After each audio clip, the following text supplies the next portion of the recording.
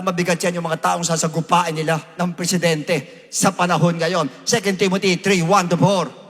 Know this, that in the last days, and we are living in the last days, or maybe in the last hour, in the last days, perilous times will come. Delikado ngayon. Bakit delikado? Anong klase tao ba ngayon? Karamihan, hindi ko sinasabing lahat. Karamihan, Number 1, for men will be lovers of themselves. Lovers of themselves. Ganyan po ngayon. Survival of the fittest. Matira matibay. Bahala ka sa buhay mo, ako bahala sa buhay ko. Ligtas ako, ikaw bahala ka na kung makasurvive ka o hindi. Ganyan ngayon. Ano ba ibig sabihin ng America first? Yes, sabi ni Trump, America first. Ibig sabihin, bahala kayo. Sino kayo nandirito kayo? Lais kayo sa bansa namin. Kailangan Amerika muna. Lovers of themselves. Ganyan ngayon. Wala tayong magawa. And time will come, pati Philippines ganyan. Pilipino muna bago iba. Kasi papasok ka sa ganito sa sobrang hirap ng buhay. Papasok magiging lovers of themselves. Lovers of money. To the extent na gumagawa ng masama for the sake of money.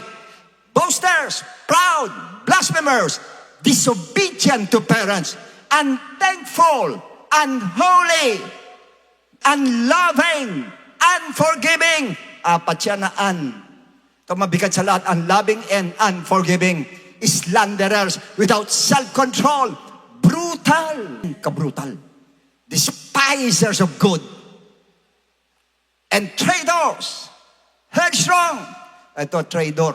Marami ngayon. Haughty, lovers of pleasure rather than lovers of God. In other words, yan lahat ng binanggit ko.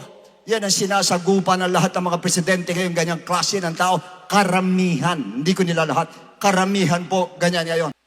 Sabi ng Lord mismo sa Matthew 24:21-22, for when there will be great tribulation, such as has not been since the beginning of the world. Hindi pa nangyayari yung matinding kapighatian na yan. Magmula ng lalangin ng mundo, hindi pa nangyayari until this time. No, nor ever shall be. At hindi na mangyayari uli sa sobrang tindi. Gaano katindi? Next verse. And unless those days were shortened. Hindi ibig sabihin ito, 7 years, gagawin 6. Pabibilisin ang araw. Ewan ko kung kayo napupunan nyo, bilis kayo ng oras. No flesh would be saved. Walang makakatagal sa sobrang tindi ng 7-year tribulation po. Kanya tayo nagkakaganito para huwag tayong dumanas niyan. Dahil napakatindi. Kung ngayon umaangal kayo sa kahirapan ngayon, lalo na po sa 7-year tribulation na ito, mas matindi po. At yan ang problem. Hindi tinuturo ng ibang mga pastor. At tinuturo pero paano ka pagpapalain, paano ka gagaling, paano ka magmimiracle. Wala masama. Pero kailangan sabihin nila kung ano mangyayari sa world.